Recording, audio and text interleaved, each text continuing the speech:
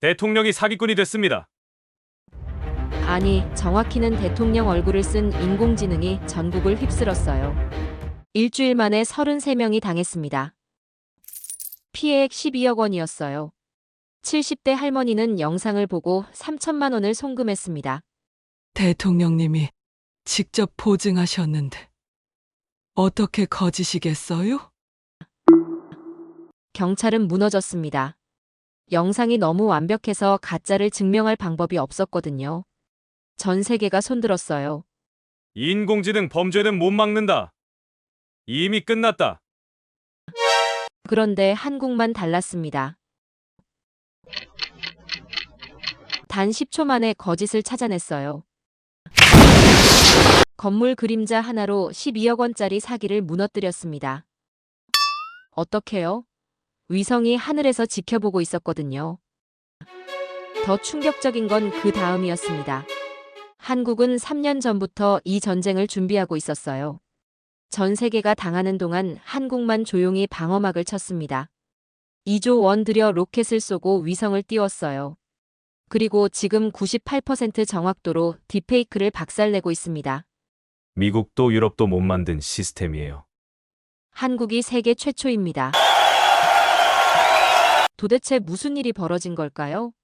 인공지능이 대통령을 복제한 날, 한국은 우주에서 반격했습니다. 이야기 시작 전 구독과 좋아요로 응원 부탁드려요. 감사한 마음으로 더 좋은 사연 전해드리겠습니다. 저는 서울 서초경찰서 사이버수사대에서 15년간 근무한 강민호 경위입니다. 2024년 9월 23일 오전 10시 제 책상 위에 민원 서류 한 장이 올라왔어요. 72세 할머니가 제출한 사기 피해 신고였습니다.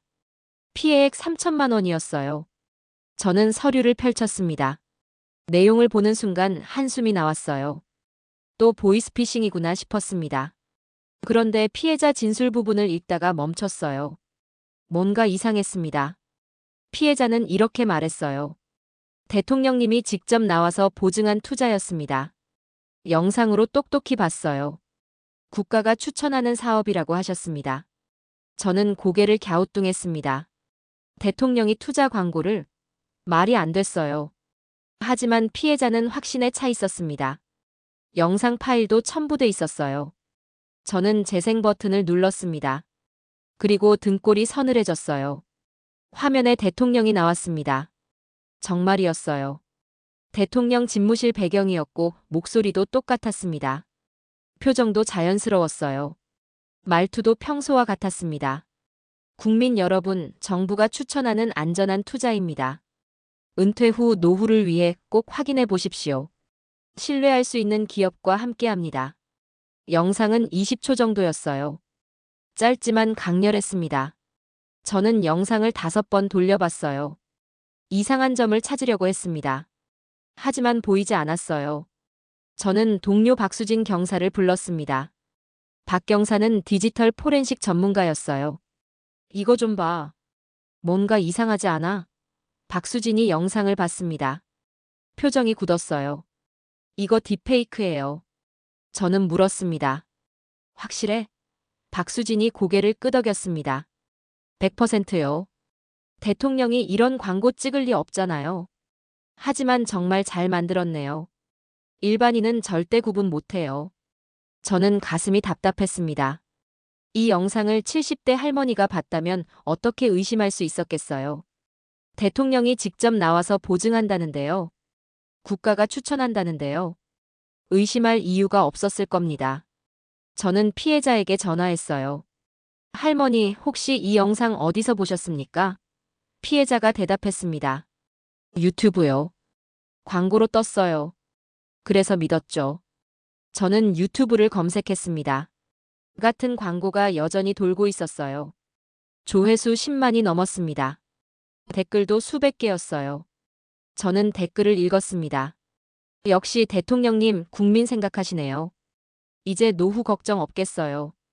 정부 추천이니 안전하겠죠. 저는 소름이 돋았어요. 사람들이 진짜로 믿고 있었습니다. 저는 같은 날 오후 비슷한 신고를 6건 더 받았어요. 모두 60대 이상이었습니다. 피해액은 1,000만 원에서 5천만 원까지 다양했어요. 공통점이 있었습니다. 전부 영상을 봤다는 겁니다. 대통령, 유명 경제학자, 은행 임원까지 나오는 영상이었어요. 모두 정교한 딥페이크였습니다. 저는 그제야 깨달았어요. 이건 단순한 사기가 아니었습니다. 조직적이고 계획적인 범죄였어요. 저는 박수진에게 말했습니다. 이거 심각해. 영상이 너무 정교해서 구분이 안 돼. 박수진이 고개를 끄덕였어요. 요즘 인공지능 기술이 발전해서 누구나 이런 거 만들 수 있어요. 얼굴 합성하고 목소리 복제하고 말투까지 따라해요. 심지어 무료 프로그램도 있습니다. 저는 믿을 수 없었어요. 그럼 누구나 대통령 흉내를 낼 수 있다는 거잖아요. 저는 급하게 상부에 보고했습니다. 사이버 수사대장 최정훈 총경에게 올라갔어요. 최 총경이 영상을 보더니 얼굴이 굳었습니다. 이거 몇 건이나 들어왔나? 저는 대답했습니다.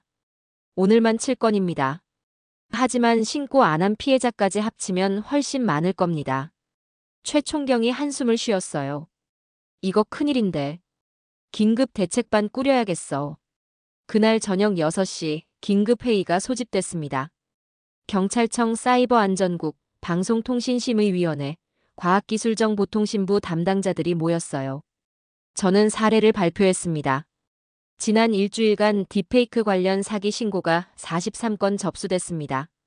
피해액은 총 12억 원입니다. 피해자 평균 연령은 68세예요. 모두 영상을 믿고 투자했습니다. 과기정통부 담당자가 물었어요. 영상 출처는 추적됐습니까? 저는 고개를 저었습니다. 대부분 해외 서버를 경유합니다. 추적이 거의 불가능해요. 게다가 영상은 계속 새로 만들어지고 있습니다. 하나 막으면 다른 게 나와요. 방심위 담당자가 말했습니다. 우리도 삭제 요청하고 있지만 속도를 못 따라가요. 하루에 수십 개씩 올라옵니다. 저는 답답했습니다. 이대로 가면 피해가 계속 늘어날 거였어요. 60대 이상 어르신들은 디지털 리터러시가 낮습니다. 영상이 가짜라는 걸 구분할 능력이 없어요. 대통령이 나왔으면 진짜라고 믿습니다. 국가가 보증했다고 하면 의심 안 해요. 이게 가장 큰 문제였어요. 최정훈 총경이 결론을 내렸습니다. 일단 언론에 경고보도 요청하세요. 딥페이크 사기 주의하라고 알려야 해요. 그리고 주요 플랫폼에 모니터링 강화 요청합니다. 저는 고개를 끄덕였어요. 하지만 마음속으론 의문이 들었습니다. 이게 근본적인 해결책일까? 경고만으로 막을 수 있을까?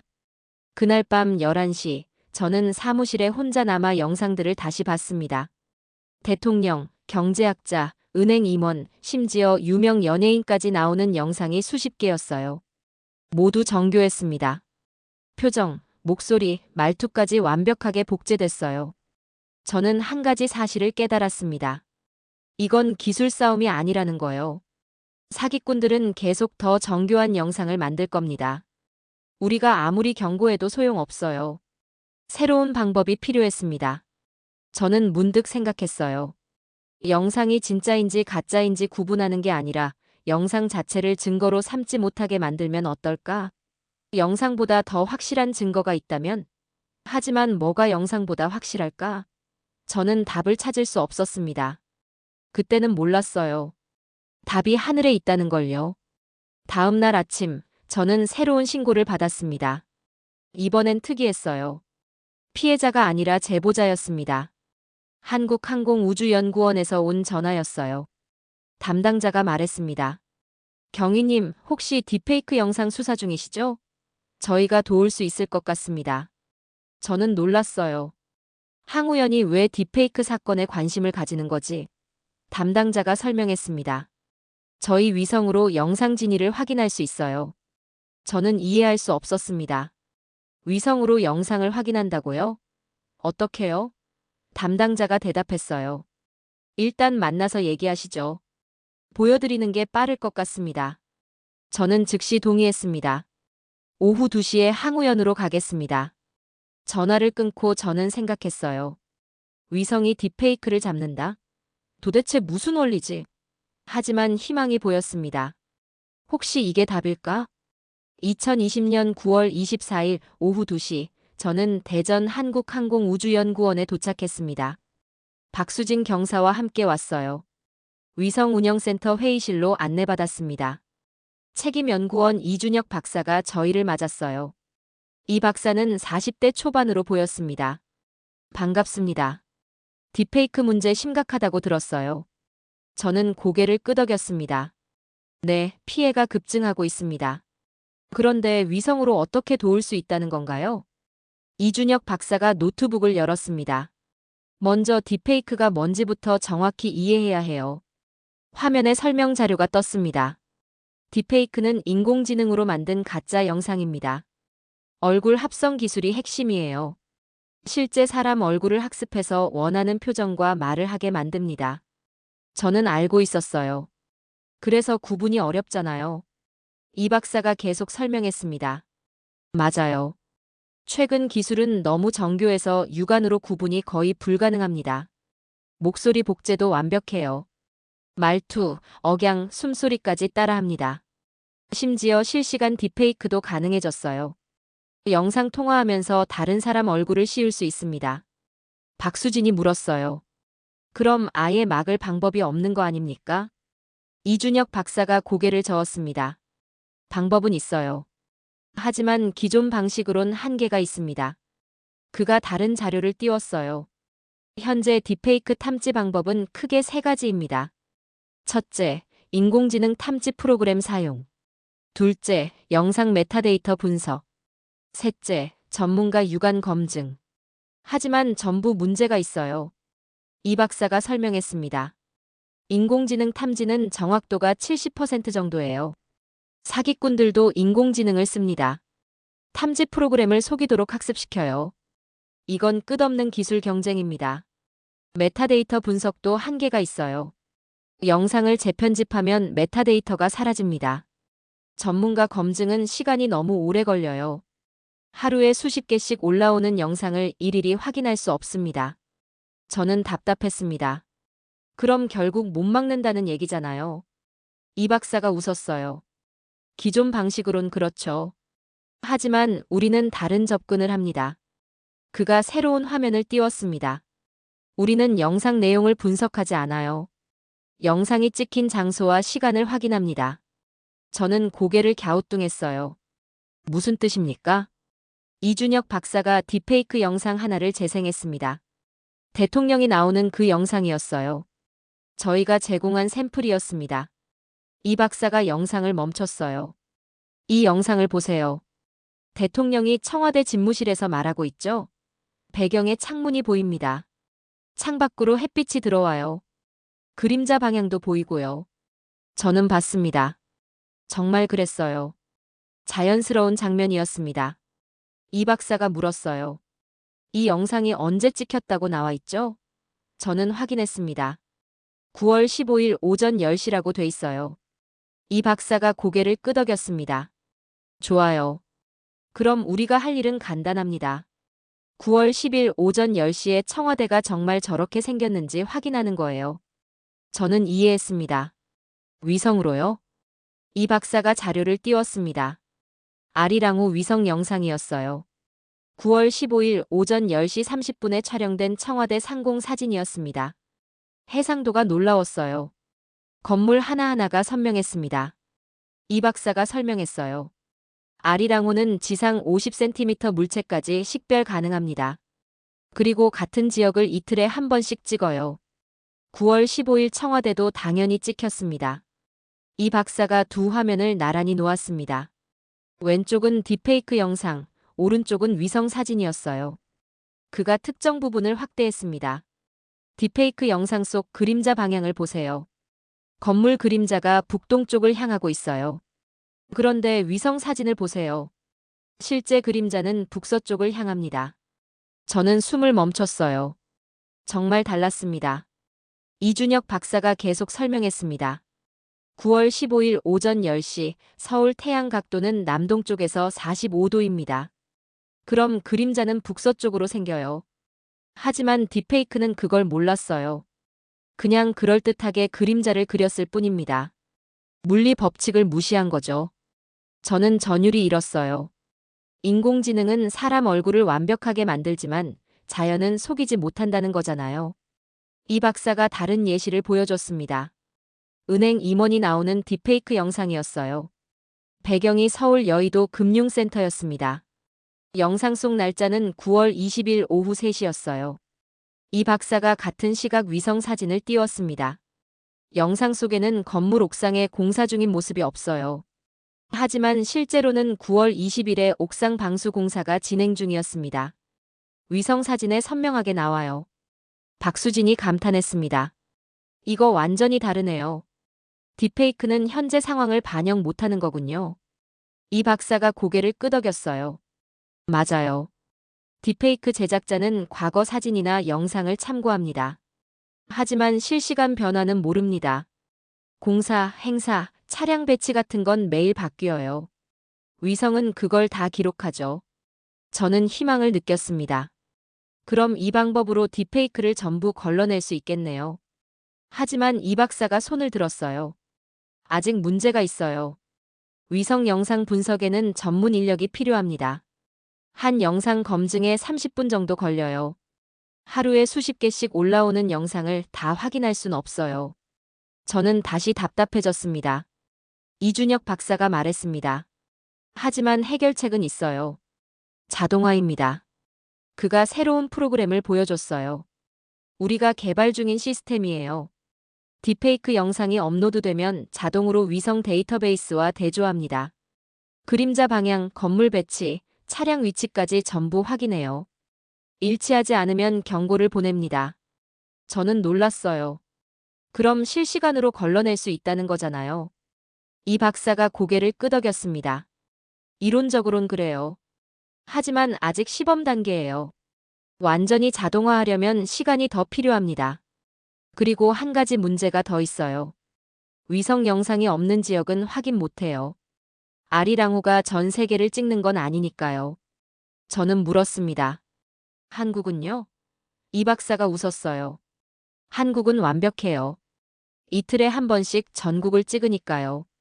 저는 이해했습니다. 최소한 한국에서 찍혔다고 주장하는 딥페이크는 전부 검증 가능하다는 거였어요. 대통령, 정부 인사, 국내 기업인이 나오는 영상은 다 확인할 수 있습니다. 이게 엄청난 거였어요. 저는 이 박사에게 말했습니다. 이거 당장 써야 합니다. 피해가 계속 늘고 있어요. 이준혁 박사가 난감한 표정을 지었어요. 문제는 예산이에요. 시스템 구축에 돈이 많이 들어갑니다. 인력도 필요하고요. 아직 승인이 안 났어요. 저는 답답했습니다. 사람들이 속고 있는데 예산 타령을 하고 있다니요. 박수진이 물었어요. 그럼 일단 수동으로라도 할 수 있지 않습니까? 신고 들어온 영상만이라도 확인해 주시면 큰 도움이 될 것 같은데요. 이 박사가 고민하더니 고개를 끄덕였습니다. 그건 가능해요. 제가 시간 내서 도와드리죠. 대신 공식적인 건 아니에요. 개인 자원봉사라고 생각하세요. 저는 감사했습니다. 그것만으로도 큰 도움이에요. 이 박사님, 정말 고맙습니다. 이 박사가 웃었어요. 저도 이 문제 심각하다고 생각해요. 어르신들이 너무 많이 당하시잖아요. 저는 항우연을 나오며 생각했습니다. 드디어 희망이 보인다. 인공지능이 만든 거짓을 자연이 밝혀낼 수 있다. 위성이 하늘에서 진실을 지키고 있다. 하지만 한 가지 의문이 들었어요. 이게 정말 효과가 있을까? 사기꾼들이 계속 더 교묘하게 만들면 어떡하지? 그 답은 곧 알게 됐습니다. 2024년 9월 26일 오전 9시, 저는 새로운 사건을 맡았습니다. 68세 김영수 할아버지가 신고한 사기 피해였어요. 피해액이 5천만 원이었습니다. 저는 김영수 할아버지를 만났어요. 할아버지는 분했다는 표정이었습니다. 영상을 똑똑히 봤는데 사기라니요. 국가가 보증한 사업이었어요. 저는 영상을 요청했습니다. 할아버지가 핸드폰을 꺼냈어요. 영상을 보는 순간 저는 긴장했습니다. 이번 건 더 정교했어요. 대통령뿐 아니라 경제부총리까지 나왔습니다. 청와대 브리핑룸 배경이었어요. 두 사람이 나란히 서서 발표하는 형식이었습니다. 국민 여러분, 정부가 직접 관리하는 안전한 투자 상품입니다. 노후 준비에 꼭 필요한 사업이에요. 믿고 참여하십시오. 영상은 40초나 됐어요. 길고 자세했습니다. 저는 즉시 이준혁 박사에게 연락했습니다. 박사님, 긴급 건입니다. 새로운 딥페이크 영상이 나왔어요. 이전보다 훨씬 정교해요. 이 박사가 대답했어요. 파일 보내주세요. 바로 확인할게요. 저는 영상을 전송했습니다. 1시간 후 이 박사에게서 전화가 왔어요. 강경희님, 이거 대박인데요. 확실한 증거 잡았어요. 저는 오후 2시에 항우연으로 갔습니다. 이준혁 박사가 분석 자료를 준비해놨어요. 그가 화면을 띄웠습니다. 이 영상 9월 23일 오전 11시에 찍혔다고 나와 있어요. 청와대 브리핑룸이죠. 저는 고개를 끄덕였습니다. 네, 그렇게 돼 있어요. 이 박사가 웃었어요. 그런데 9월 23일 오전 11시에 청와대는 저렇지 않았어요. 이 박사가 위성 영상을 띄웠습니다. 아리랑호가 9월 23일 오전 11시 20분에 촬영한 청와대 상공 사진이었어요. 그가 특정 부분을 확대했습니다. 브리핑룸 건물 앞 주차장을 보세요. 위성 사진에는 차량이 15대 주차돼 있어요. 하지만 딥페이크 영상에는 5대밖에 없습니다. 저는 자세히 봤어요. 정말 달랐습니다. 이준혁 박사가 계속 설명했습니다. 더 결정적인 게 있어요. 그가 다른 부분을 확대했습니다. 건물 옥상을 보세요. 9월 23일엔 태극기가 개양돼 있었어요. 바람이 불어서 깃발이 남쪽으로 펄럭이고 있었습니다. 하지만 딥페이크 영상엔 깃발이 가만히 있어요. 바람이 안 부는 것처럼 보입니다. 저는 소름이 돋았어요. 이건 명백한 증거였습니다. 이 박사가 더 보여줬어요. 그림자 방향도 틀렸어요. 9월 23일 오전 11시, 태양은 남동쪽 60도 각도였습니다. 건물 그림자가 북서쪽으로 길게 뻗어야 해요.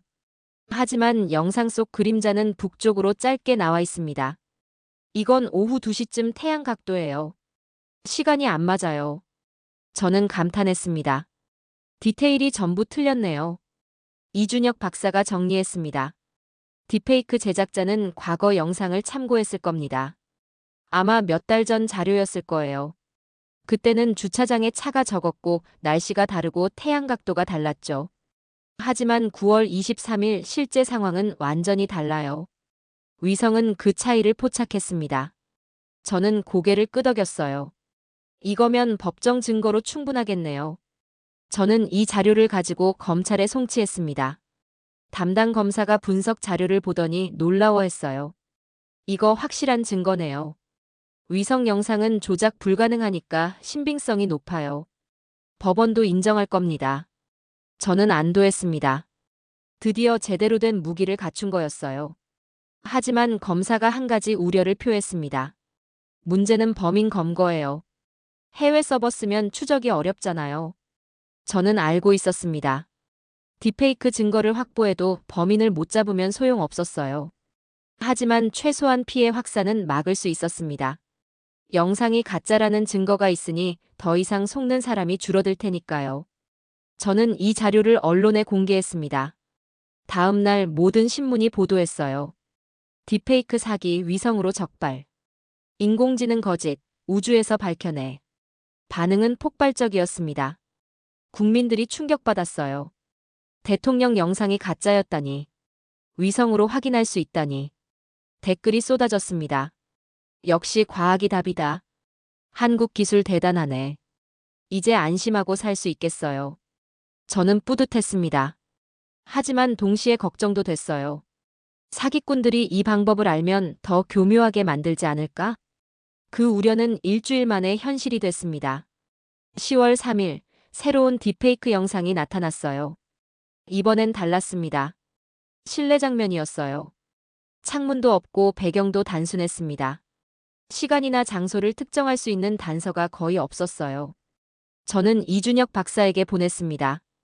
박사님, 이번 건 어떻게 확인합니까? 위성으로 볼 수 있는 게 없는데요. 이 박사가 대답했어요. 어렵긴 하지만 방법은 있어요. 실내라도 조명, 그림자, 반사광 같은 걸 분석할 수 있습니다. 완벽하진 않지만 단서는 찾을 수 있어요. 저는 안도했습니다. 하지만 이 박사가 덧붙였어요. 다만 시간이 오래 걸려요. 자동화 시스템이 절실합니다. 수동으론 한계가 있어요. 저는 상부에 보고했습니다. 자동화 시스템 구축이 시급합니다. 예산 확보가 필요해요. 최정훈 총경이 고개를 끄덕였어요. 알아. 경찰청에 건의할게. 하지만 시간이 걸릴 거야. 일단은 수동으로 버티자. 저는 답답했습니다. 언제까지 이렇게 해야 하나? 피해자는 계속 늘고 있는데요. 그날 저녁, 저는 이준혁 박사에게 전화했습니다. 박사님, 자동화 시스템 구축에 얼마나 걸립니까? 이 박사가 대답했어요. 예산만 나오면 6개월이면 돼요. 인공지능 학습시키고 위성 데이터베이스 연동하면 됩니다. 그럼 실시간으로 딥페이크를 걸러낼 수 있어요. 저는 한숨을 쉬었습니다. 6개월이면 그동안 수백 명이 더 당할 텐데요. 하지만 희망은 있었습니다. 최소한 방법은 찾은 거였으니까요. 인공지능이 만든 거짓을 자연 법칙으로 밝혀낼 수 있다는 걸 증명했습니다. 위성이 하늘에서 진실을 지키고 있다는 걸 보여줬어요. 이제 필요한 건 시스템을 완성하는 것뿐이었습니다. 저는 결심했어요. 어떻게든 예산을 확보하겠다. 이 시스템을 꼭 만들겠다. 그런데 놀라운 일이 벌어졌습니다. 제가 예산을 구걸하러 다닐 필요가 없었어요. 왜냐하면 이미 누군가 준비하고 있었거든요. 그것도 몇 년 전부터요. 저는 그 사실을 일주일 뒤에 알게 됐습니다. 그리고 충격받았어요. 한국은 이미 준비된 나라였다는 걸요. 2024년 10월 8일 오전 10시, 저는 과학기술정보통신부로 호출됐습니다. 긴급회의라고 했어요. 박수진 경사와 함께 갔습니다. 회의실에 들어서자 놀랐어요. 이준혁 박사도 와 있었고 국가정보원, 방송통신위원회, 국가보안기술연구소 관계자들까지 모여 있었습니다. 과기정통부 김현철 국장이 회의를 시작했어요. 오늘 모인 이유는 딥페이크 대응 통합 시스템 가동 때문입니다. 저는 귀를 의심했습니다. 통합 시스템이요? 벌써 만들어진 겁니까? 김현철 국장이 고개를 끄덕였어요. 정확히는 3년 전부터 준비했습니다. 인공지능 기술이 발전하면서 딥페이크 위협을 예상했거든요. 그래서 선제적으로 대응 체계를 구축했어요. 이제 본격 가동할 시점이라고 판단했습니다. 저는 믿을 수 없었어요. 3년 전부터요? 저희는 이제야 허둥대고 있는데요. 국정원 차장 이상민이 설명했습니다. 이 시스템은 국가안보 차원에서 시작됐어요. 딥페이크가 선거 개입, 여론 조작, 국가 신용 실추에 쓰일 수 있다고 봤습니다. 그래서 조용히 준비했어요. 위성 데이터, 공공 CCTV, 기상정보, 교통정보까지 전부 연동했습니다. 인공지능이 실시간으로 영상을 분석하고 위성 기록과 대조해요. 국가보안기술연구소 박철수 박사가 데모를 보여줬습니다. 화면에 시스템 인터페이스가 떴어요. 딥페이크 영상 파일을 업로드하자 자동 분석이 시작됐습니다. 10초 만에 결과가 나왔어요. 영상 4시간 정보 추출, 위치 정보 파악, 해당 시각 위성 영상 검색, 물리적 일치도 분석, 최종 판정 가짜 영상 확률 98%. 저는 입을 다물 수 없었습니다. 박철수 박사가 설명했어요. 시스템이 자동으로 여러 단계를 거칩니다. 첫째, 영상 속 태양 각도를 계산해요. 그림자 길이와 방향으로 촬영 시각을 역산합니다. 둘째, 배경 건물이나 지형으로 위치를 특정해요. 셋째, 해당 시각 위성 영상을 데이터베이스에서 찾습니다. 넷째, 픽셀 단위로 비교 분석해요. 다섯째, 불일치 항목을 리스트업하고 신뢰도를 계산합니다. 저는 질문했습니다. 정확도는 얼마나 됩니까? 박철수 박사가 대답했어요. 현재 95% 이상입니다. 한국 내에서 찍혔다고 주장하는 영상은 거의 완벽하게 검증 가능해요. 아리랑호가 이틀마다 전국을 찍으니까요. 해외 영상은 좀 떨어지지만 그래도 80%는 돼요. 저는 감탄했습니다. 이 정도면 거의 모든 딥페이크를 잡을 수 있겠네요. 이준혁 박사가 끼어들었습니다. 제가 한 달 전에 수동으로 했던 작업을 이 시스템은 10초 만에 해요. 게다가 24시간 돌아갑니다. 새로운 영상이 올라오면 자동으로 탐지하고 분석해요. 유튜브, 페이스북, 인스타그램까지 모니터링합니다. 저는 놀랐어요. 그럼 딥페이크가 올라오는 즉시 잡아낸다는 거잖아요. 김현철 국장이 고개를 끄덕였습니다. 맞아요. 확산 전에 차단하는 게 목표예요. 영상이 바이럴되기 전에 플랫폼에 삭제 요청합니다. 이미 주요 플랫폼과 협약 맺었어요. 우리 시스템이 가짜로 판정하면 즉시 내려갑니다. 저는 안도했어요. 드디어 제대로 된 방어막이 생긴 겁니다. 방통위 과장 최영희가 실제 사례를 보여줬습니다. 10월 5일에 올라온 딥페이크 영상이에요. 경제부총리가 나와서 정부 지원금 얘기를 합니다. 하지만 시스템이 3분 만에 잡아냈어요. 영상 속 날씨가 맑은데 실제론 비가 왔거든요. 위성 사진에 구름이 가득해요. 즉시 삭제 요청했고 15분 만에 내려갔습니다. 조회수 300도 안 됐을 때예요.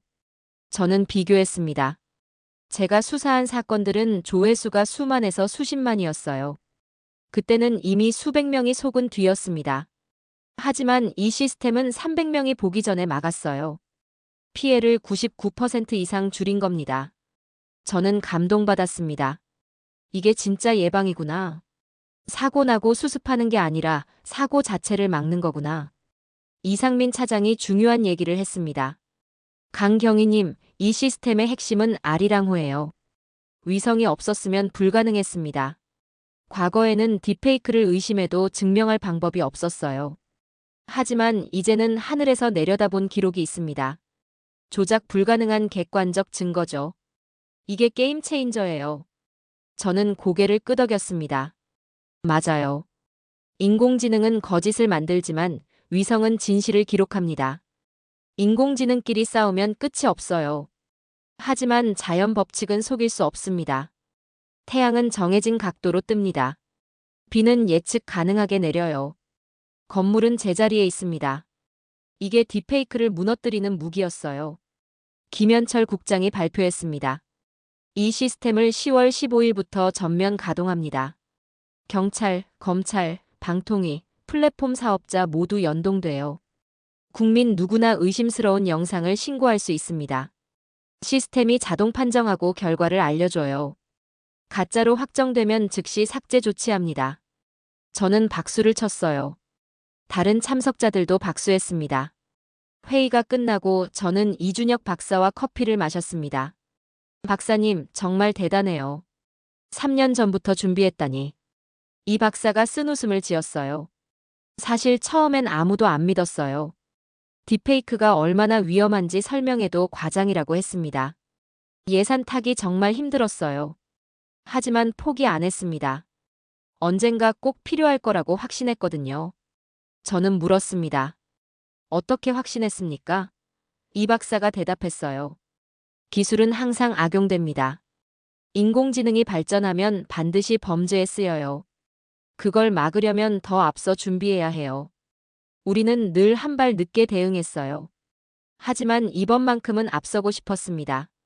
저는 감동받았어요. 이 사람은 진짜 책임감으로 일하는구나. 저는 사무실로 돌아와 생각했습니다. 한국은 다르구나. 문제가 터지고 나서 부랴부랴 대응하는 게 아니라 미리 준비하는 나라구나. 3년 전에 딥페이크를 예상하고 시스템을 만들었어요. 위성 데이터를 모으고 인공지능을 학습시켰습니다.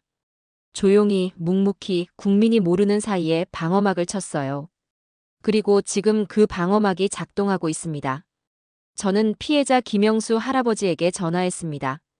할아버지, 좋은 소식이 있어요. 이제 딥페이크 사기 많이 줄어들 겁니다. 정부가 시스템 만들었어요. 김영수 할아버지가 물었어요. 그럼 제 돈은요? 저는 솔직하게 대답했습니다. 그건 범인 잡아야 돌려받을 수 있어요. 하지만 앞으로는 이런 피해자가 안 나올 겁니다. 할아버지가 한숨을 쉬었어요. 제 돈은 못 받아도 다른 사람들이 안 당하면 됐어요. 저 같은 사람 더 안 나오면 그걸로 만족합니다. 저는 뭉클했습니다. 이 할아버지는 자기 피해보다 다른 사람을 걱정하고 계셨어요. 저는 다짐했습니다. 꼭 범인 잡겠습니다. 할아버니 돈 찾아드리겠습니다. 그날 밤 저는 시스템 대시보드를 확인했습니다. 이미 15개 딥페이크 영상이 탐지됐어요. 전부 삭제 조치됐습니다. 평균 탐지 시간 5분, 삭제까지 20분이었어요. 조회수가 1000을 넘긴 영상이 하나도 없었습니다. 저는 안도했어요. 드디어 이기고 있구나. 인공지능 범죄를 인간의 지혜로 막고 있구나. 하지만 한 가지 의문이 들었습니다. 이 시스템을 가능하게 만든 건 뭘까? 위성이라고 했는데 위성만으로 되는 건 아니잖아요. 뭔가 더 근본적인 게 있을 것 같았어요. 그 답은 며칠 뒤에 알게 됐습니다. 그리고 깨달았어요.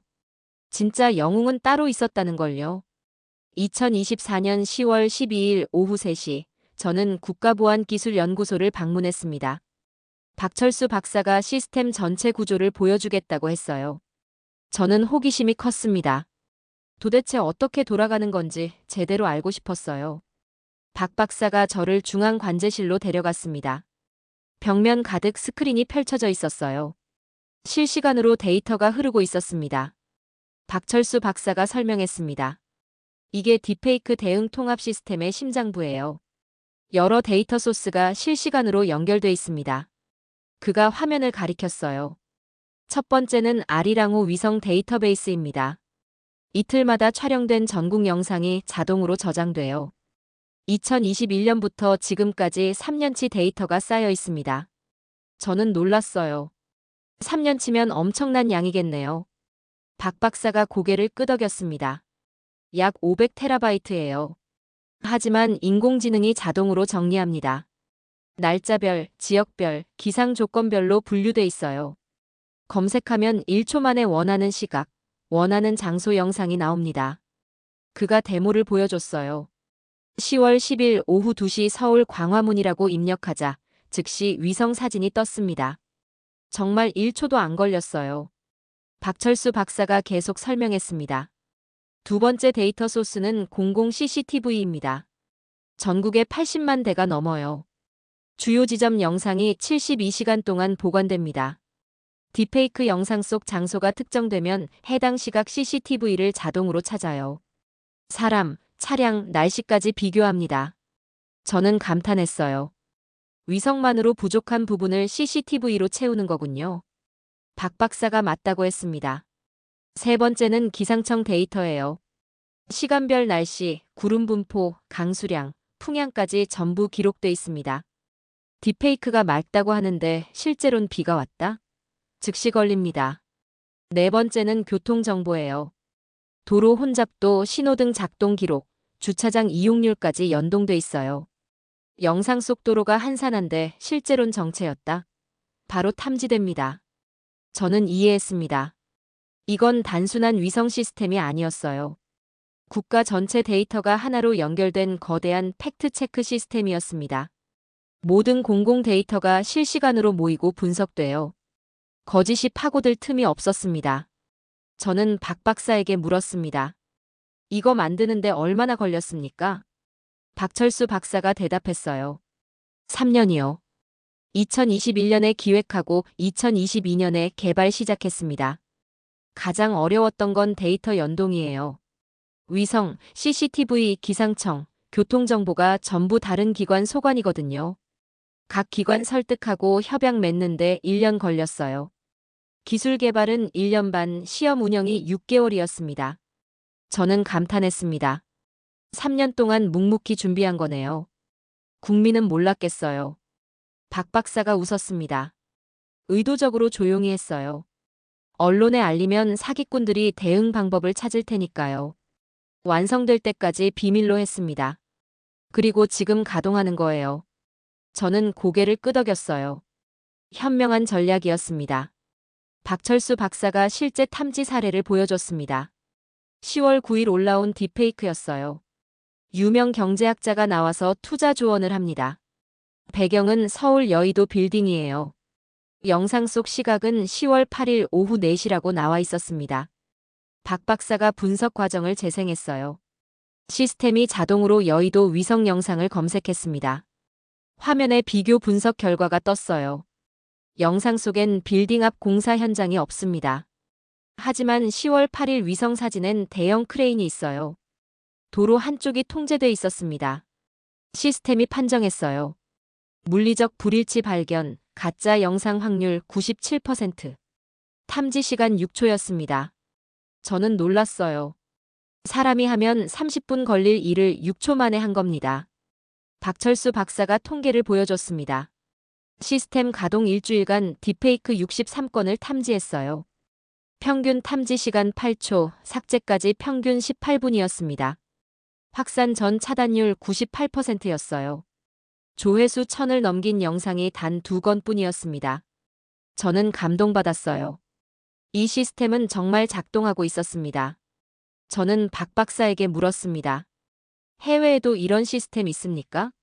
박 박사가 고개를 저었어요. 없어요. 미국, 유럽도 딥페이크 탐지 프로그램은 있지만 위성 데이터까지 연동한 곳은 없습니다. 한국이 세계 최초예요. 저는 자랑스러웠어요. 우리가 선두를 달리고 있구나. 박철수 박사가 중요한 얘기를 했습니다. 강경희님, 이 시스템의 진짜 의미를 아십니까? 저는 물었어요. 딥페이크를 막는 거 아닙니까? 박 박사가 고개를 저었습니다. 그것도 맞지만 본질은 다릅니다. 이 시스템은 국가가 국민을 보호한다는 선언이에요. 어르신들이 사기당하는 걸 방치하지 않겠다는 약속입니다. 저는 이해했습니다. 맞아요. 60대 이상 어르신들은 디지털에 약합니다. 딥페이크를 스스로 구분할 능력이 없어요. 그래서 국가가 나선 겁니다. 어르신들이 안심하고 살 수 있도록 방어막을 쳐준 거예요. 이건 단순한 기술이 아니었습니다. 사회적 책임이었어요. 박철수 박사가 덧붙였습니다. 해외에서는 자기 책임 원칙이에요. 속는 건 당신 잘못이다. 조심했어야지. 이런 식이죠. 하지만 한국은 다릅니다. 국민이 속지 않도록 국가가 먼저 막는다. 이게 한국 방식이에요. 저는 뭉클했습니다. 그래서 제가 이 나라를 사랑하는구나. 저는 관제실을 둘러봤습니다. 스크린에는 실시간으로 영상들이 분석되고 있었어요. 유튜브, 페이스북, 인스타그램에서 올라오는 수많은 영상들이 1초에 수십 개씩 검증됐습니다. 대부분은 정상이었어요. 하지만 가끔 빨간불이 켜졌습니다. 딥페이크 탐지. 그럼 즉시 삭제 요청이 나갔어요. 저는 물었습니다. 이 시스템 계속 발전하나요? 박 박사가 고개를 끄덕였어요. 물론이죠.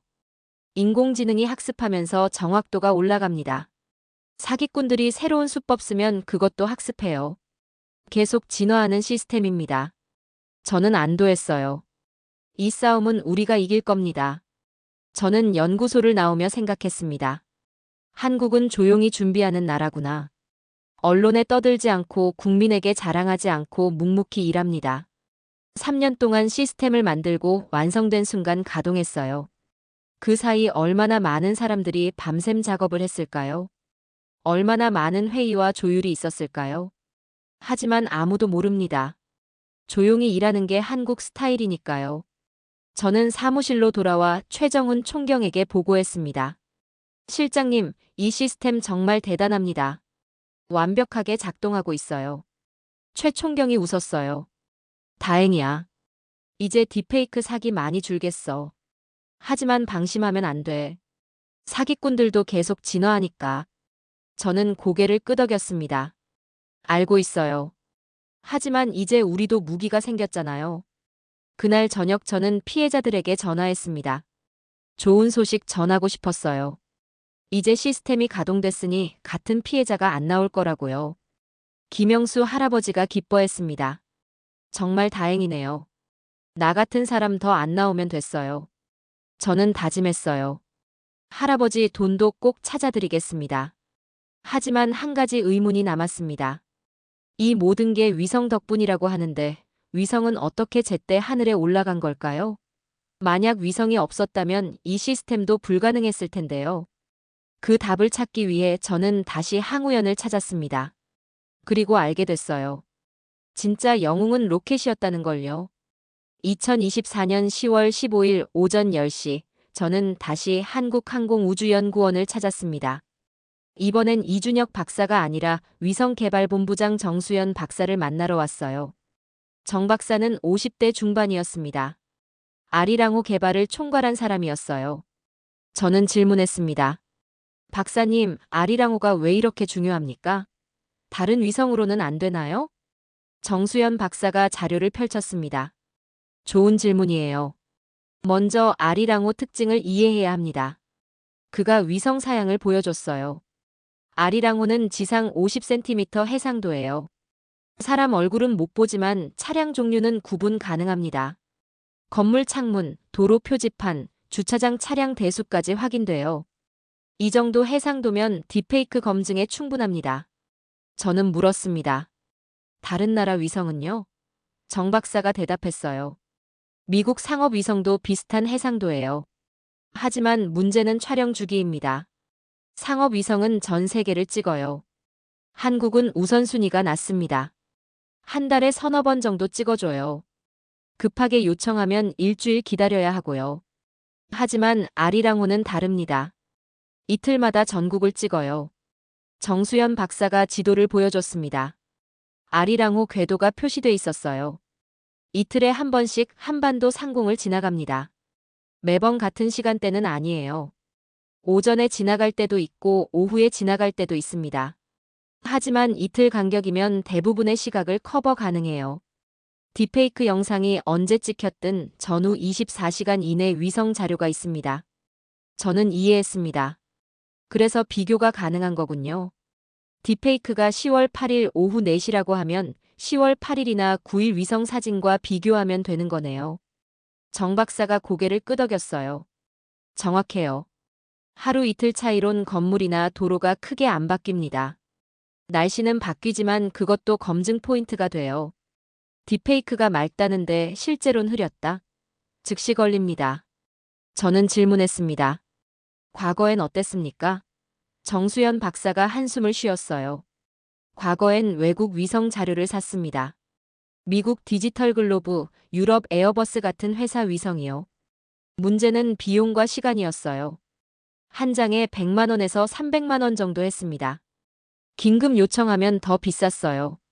게다가 우리가 원하는 시각에 찍어주지 않습니다. 정 박사가 사례를 들었습니다. 2018년에 북한 핵시설 의혹이 있었어요.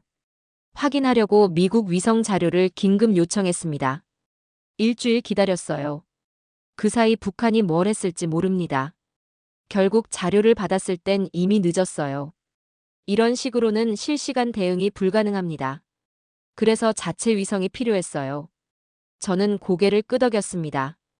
그럼 아리랑호는 언제 쏘아 올렸습니까? 정수연 박사가 대답했어요. 2021년 5월이에요. 누리호 2호기로 발사했습니다.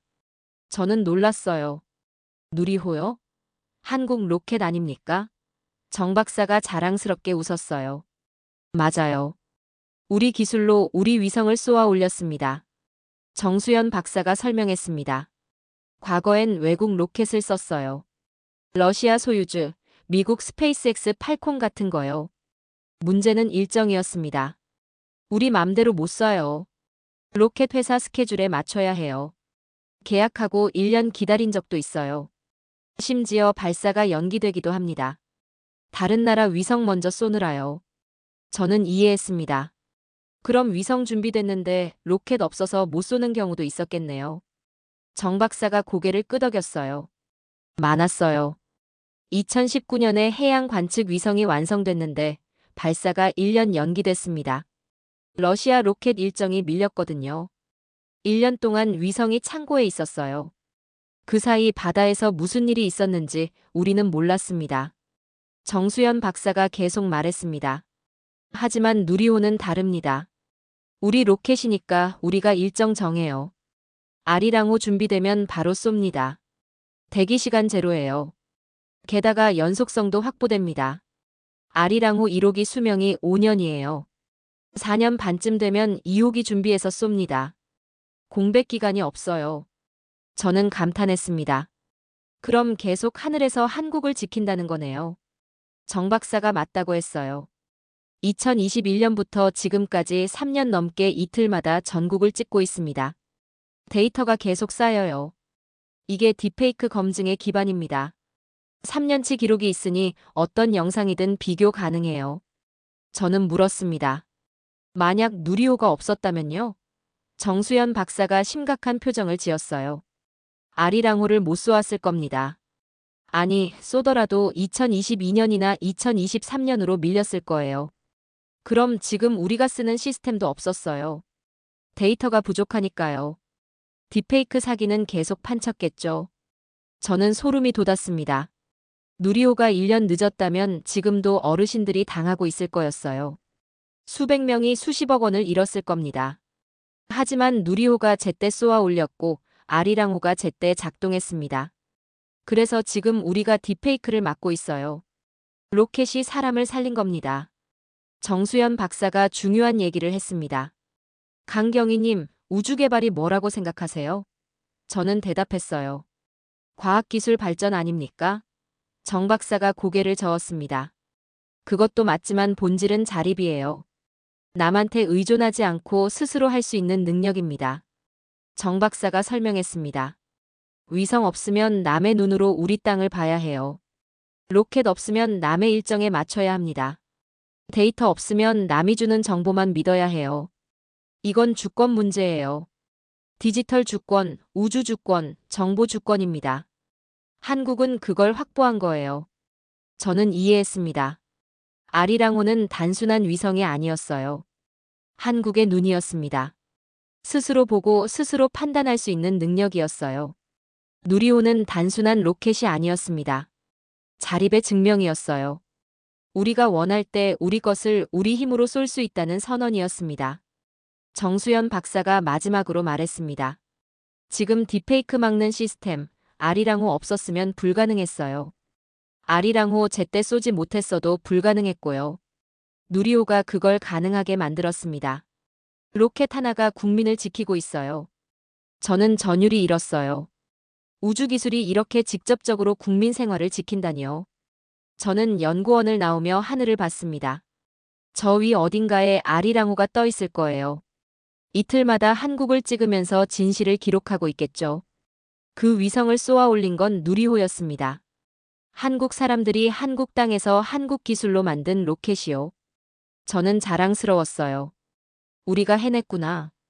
2024년 10월 18일 오후 2시, 저는 전주 나로우주센터를 방문했습니다. 누리호 발사 현장을 직접 보고 싶었어요. 발사체 조립동으로 안내받았습니다. 거대한 로켓이 서 있었어요. 높이 47m였습니다. 저는 압도당했어요. 이게 아리랑호를 하늘로 쏘아 올린 거구나. 발사체 총괄 책임자 김대현 박사가 저를 맞았습니다. 김대현 박사는 40대 후반이었어요. 누리호 개발에 15년을 바친 사람이었습니다. 저는 질문했어요. 박사님, 누리호가 왜 중요합니까? 로켓은 그냥 위성 올리는 도구 아닌가요?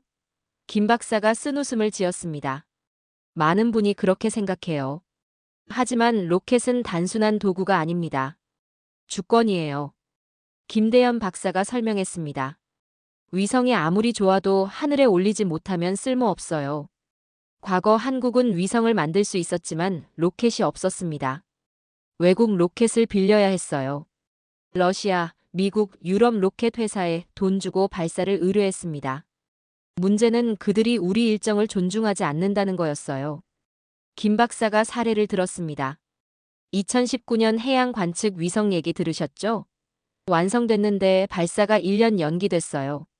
러시아 소유주 로켓 일정이 밀렸거든요. 우리는 어쩔 수 없었습니다. 기다릴 수밖에 없었어요. 1년 동안 위성이 창고에 있었습니다. 수백억 들여 만든 위성이요. 그 사이 바다에서 무슨 일이 있었는지 우리는 몰랐어요. 저는 답답했습니다. 왜 그랬습니까? 김대현 박사가 대답했어요. 로켓 회사는 자기 나라 위성을 먼저 쏩니다. 당연하죠. 한국은 고객일 뿐이에요. 줄 서서 기다려야 합니다. 심지어 계약했어도 일정이 바뀝니다. 다른 나라 긴급 발사 요청이 들어오면 우리는 뒤로 밀려요. 우리가 아무리 급해도 소용없었습니다.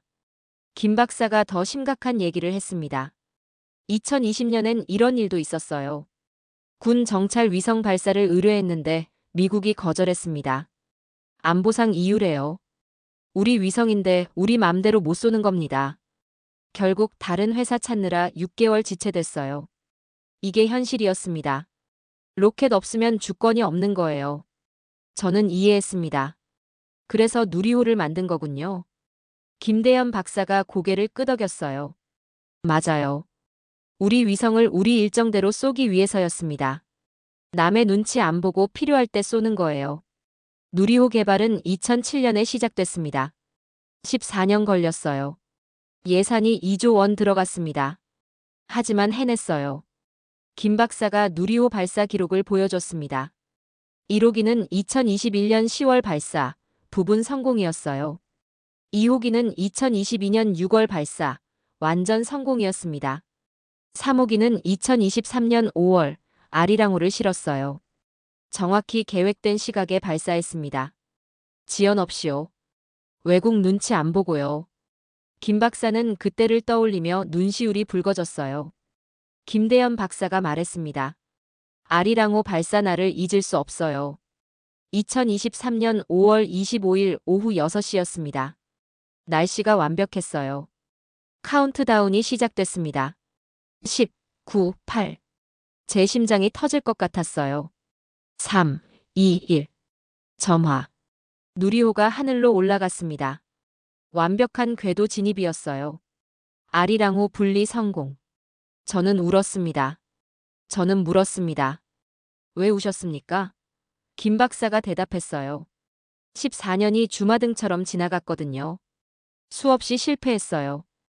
엔진이 터지고 로켓이 기울고 계산이 틀렸습니다. 포기하고 싶었던 순간이 수천 번이었어요. 하지만 버텼습니다. 그리고 해냈어요. 우리 기술로 우리 위성을 우리가 원하는 시각에 쏘아 올렸습니다.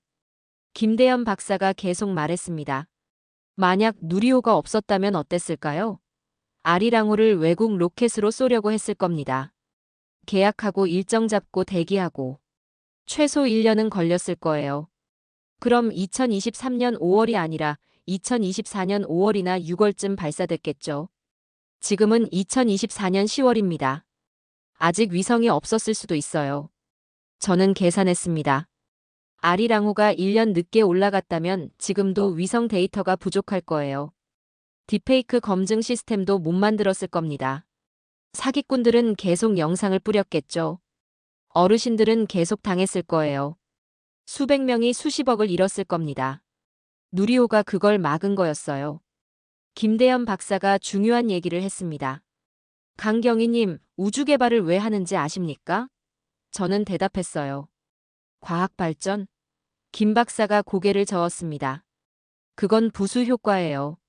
진짜 이유는 국민 보호입니다. 위성으로 재난을 막고 사기를 잡고 안보를 지켜요.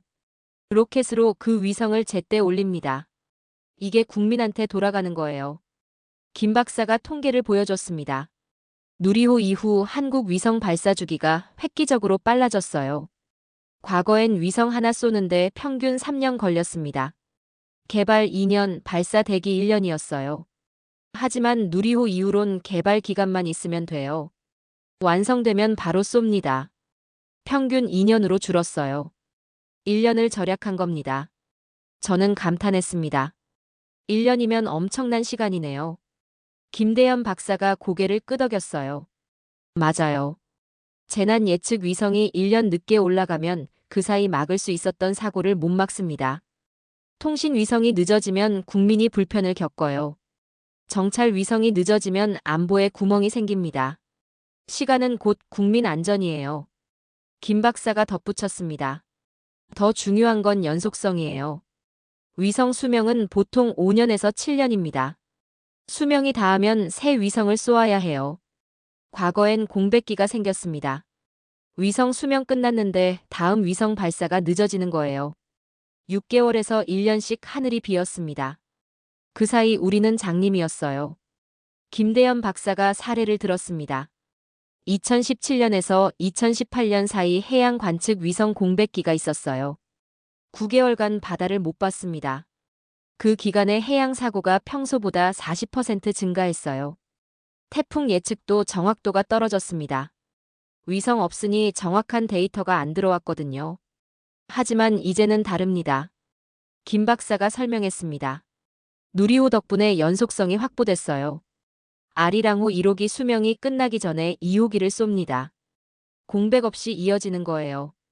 계속 하늘에서 한국을 지켜요. 이게 진짜 자립입니다. 끊기지 않는 감시, 멈추지 않는 보호. 저는 뭉클했어요. 이게 국가가 국민을 지키는 방식이구나. 김대현 박사가 마지막으로 말했습니다. 딥페이크 막는 시스템, 겉으로는 인공지능과 빅데이터처럼 보입니다. 하지만 뿌리는 우주기술이에요. 누리호가 아리랑호를 올렸고 아리랑호가 데이터를 모았습니다. 그 데이터로 거짓을 밝혀내요. 로켓 하나가 수백 명을 사기해서 구한 겁니다. 이보다 확실한 투자 효과가 어디 있겠습니까? 저는 발사대를 봤습니다. 저기서 누리호가 불을 뿜으며 올라갔을 거예요. 아리랑호를 품고 하늘로 날아갔겠죠. 그 순간을 상상했습니다. 14년의 노력이 한 번의 발사로 완성되는 순간을요. 얼마나 떨렸을까요? 얼마나 기뻤을까요? 저는 김대현 박사에게 말했습니다. 박사님 덕분에 제가 사기꾼을 잡을 수 있었어요. 고맙습니다. 김 박사가 웃었어요. 강경희님이 고마워할 일이 아니에요. 우리는 일을 했을 뿐입니다. 국민을 지키는 게 우리 일이니까요. 저는 고개를 숙였습니다. 그래도 감사합니다. 김 박사가 제 어깨를 두드렸어요. 경희님도 수고 많으셨어요. 사기꾼 잡는 것도 쉽지 않았을 텐데. 우리 함께 국민을 지킨 겁니다. 저는 나로우주센터를 나오며 생각했습니다. 우주 개발이 먼 나라 얘기가 아니구나. 로켓이 하늘 저 위로만 가는 게 아니라 국민 삶 속으로 내려오는구나. 누리호는 단순한 기술이 아니었어요. 자립의 증명이었고 국민 보호의 도구였습니다. 그리고 지금 그 로켓이 딥페이크와 싸우고 있었어요. 저는 서울로 돌아오는 차 안에서 통계를 확인했습니다. 시스템 가동 2주일간 딥페이크 115건 탐지, 전부 삭제 조치 완료, 피해 신고 제로였어요. 완벽한 성과였습니다. 과거 같았으면 115건 중 절반은 피해로 이어졌을 거예요. 최소 50억 원 손해였죠. 하지만 지금은 제로였습니다. 누리호가 50억 원을 지킨 겁니다. 저는 확신했어요. 우주기술은 사치가 아니라 필수다. 로켓 개발은 낭비가 아니라 투자다. 2조 원 들여 누리호를 만들었지만 그게 국민을 지키고 있다. 매년 수백억씩 사기 피해를 막고 있다. 10년이면 본전이고 20년이면 수익이다. 이보다 확실한 투자가 어디 있나. 저는 자랑스러웠어요.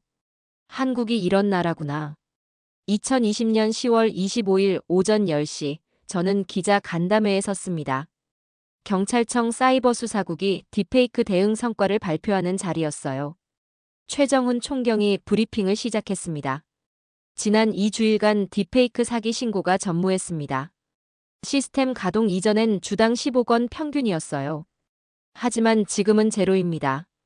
기자들이 웅성거렸어요. 한 기자가 질문했습니다. 어떻게 가능했습니까? 최정훈 총경이 저를 가리켰어요. 강민호 경위가 설명하겠습니다. 저는 단상에 올라갔습니다. 긴장됐어요. 하지만 할 말이 많았습니다. 저는 마이크를 잡았어요. 핵심은 위성입니다. 아리랑호가 이틀마다 전국을 촬영합니다. 딥페이크 영상과 위성 기록을 대조하면 거짓이 드러나요. 기자들이 놀라워했습니다. 한 기자가 물었어요. 정확도는 얼마나 됩니까? 저는 대답했습니다. 한국 내에서 찍혔다고 주장하는 영상은 95% 이상 검증 가능합니다. 인공지능이 자동으로 분석해요. 평균 10초 안에 판정이 나옵니다. 다른 기자가 질문했어요. 그럼 앞으로 딥페이크 사기가 완전히 사라지나요? 저는 신중하게 대답했습니다. 완전히는 어렵습니다. 사기꾼들도 계속 진화할 테니까요. 하지만 확산을 막을 수 있어요. 영상이 바이럴되기 전에 차단합니다. 조회수 1000을 넘기기 전에 삭제해요. 피해를 90% 이상 줄일 수 있습니다. 기자들이 박수를 쳤어요. 저는 뿌듯했습니다. 간담회가 끝나고 저는 피해자 김영수 할아버지에게 전화했습니다. 할아버지, 뉴스 보셨어요? 김영수 할아버지가 대답했어요. 봤어요. 이제 나 같은 사람 안 나온대요. 저는 확신했습니다. 네, 시스템이 막고 있어요. 할아버지께서 마지막 피해자실 겁니다. 할아버지가 한숨을 쉬었어요. 다행이네요. 내 돈은 못 찾아도 다른 사람들은 안전하니까. 저는 할아버지 목소리에서 안도를 느꼈습니다. 이분은 자기 손해보다 남의 안전을 걱정하고 계셨어요. 저는 다짐했어요. 할아버지 돈도 꼭 찾아드리겠습니다. 범인 반드시 잡을게요. 할아버지가 말했습니다. 고마워요. 경찰이 이렇게 열심히 해주니까 믿음이 가요. 저는 감동받았어요. 이 일을 하길 잘했구나. 그날 오후, 저는 다시 국가보안기술연구소를 찾았습니다. 박철수 박사에게 마지막 질문이 있었어요. 박사님, 이 시스템이 계속 작동하려면 뭐가 필요합니까? 박 박사가 대답했습니다. 세 가지예요. 첫째, 위성 데이터 연속성. 아리랑호가 계속 하늘에 있어야 해요. 둘째, 시스템 업데이트. 사기꾼들 수법이 바뀌면 우리도 진화해야 합니다. 셋째, 국민 신뢰. 시스템을 믿어줘야 작동해요. 저는 고개를 끄덕였습니다. 특히 세 번째가 중요하네요. 박철수 박사가 맞다고 했어요. 국민이 시스템을 안 믿으면 소용없어요. 딥페이크 영상 보고도 신고 안 하면 못 막습니다. 의심스러운 영상은 무조건 신고해야 해요. 시스템이 자동으로 판정합니다. 1분이면 돼요. 국민 참여가 핵심이에요. 저는 이해했습니다. 기술만으로는 부족하구나. 국민이 함께해야 완성되는구나. 저는 박 박사에게 제안했습니다. 홍보가 필요할 것 같아요. 시스템 존재를 알리고 사용법을 교육해야 합니다. 박 박사가 동의했어요. 좋은 생각이에요. 특히 60대 이상 어르신들한테 집중 홍보해야 해요. 그분들이 주 타깃이니까요. 저는 경찰청으로 돌아와 홍보 계획을 세웠습니다. 첫째, 전국 경로당 순회 교육. 둘째, 공중파 방송 캠페인. 셋째, 유튜브 설명 영상 제작. 넷째, 신고 앱 간소화. 목표는 하나였어요. 어르신들이 쉽게 신고할 수 있게 만드는 것. 최정훈 총경이 승인했습니다. 바로 시작하세요. 2주일 뒤 첫 경로당 교육을 나갔습니다. 서울 강남구 대치동 경로당이었어요. 어르신 50분이 모였습니다. 저는 쉽게 설명했어요. 대통령이나 유명인이 나오는 투자 영상, 전부 가짜예요. 진짜 같아 보여도 믿으면 안 됩니다. 의심되면 바로 신고하세요. 경찰이 확인해 드립니다. 한 할머니가 질문했어요. 그럼 우리가 뭘 믿어야 해요? 영상도 못 믿으면 뭘 믿나요? 저는 대답했습니다. 시스템을 믿으세요. 국가가 확인해 드립니다. 영상 보시고 의심되면 신고만 하세요. 1분 안에 가짜인지 진짜인지 알려드려요. 할머니가 고개를 끄덕였어요. 그럼 안심이네요. 다른 할아버지가 물었습니다. 신고는 어떻게 해요? 저는 앱을 보여줬어요. 이 버튼 하나만 누르시면 돼요. 영상 링크 붙여넣고 신고 버튼 누르세요. 끝이에요. 할아버지가 따라 해봤습니다. 쉽네요. 이 정도면 나도 할 수 있겠어요. 저는 웃었어요. 네, 누구나 할 수 있어요. 교육이 끝나고 한 할머니가 저를 불렀습니다. 경위님 고마워요. 나라가 우릴 지켜주니까 마음이 놓여요. 저는 뭉클했어요. 할머니, 당연한 일입니다. 국민 지키는 게 우리 일이에요. 할머니가 제 손을 잡았어요. 그래도 고마워요. 요즘 사기꾼 많아서 무서웠는데 이제 안심이에요. 저는 경로당을 나오며 생각했습니다. 이게 진짜 보람이구나. 어르신들이 안심하고 사시는 거. 사기 걱정 안 하고 편안하게 지내시는 거. 그게 제가 하는 일의 의미구나. 저는 더 열심히 하기로 다짐했어요. 전국 경로당을 다 돌 겁니다. 한 분 한 분 교육할 거예요. 한 달 뒤 통계가 나왔습니다. 딥페이크 신고 건수가 급증했어요. 하루 평균 30건이었습니다. 하지만 피해는 제로였어요. 전부 확산 전에 차단됐습니다. 국민들이 의심스러운 영상을 즉시 신고했거든요. 시스템이 자동 판정하고 삭제했습니다. 완벽한 방어였어요. 저는 최정훈 총경에게 보고했습니다. 실장님, 시스템이 완벽하게 작동하고 있어요. 국민 참여율도 높습니다. 이제 딥페이크 사기는 한국에서 통하지 않아요. 최 총경이 웃었습니다. 잘했어, 강경이. 내 덕분이야. 저는 고개를 저었어요. 제공이 아니에요. 위성 만든 사람들, 로켓 쏜 사람들, 시스템 개발한 사람들 덕분이에요. 최정훈 총경이 말했습니다.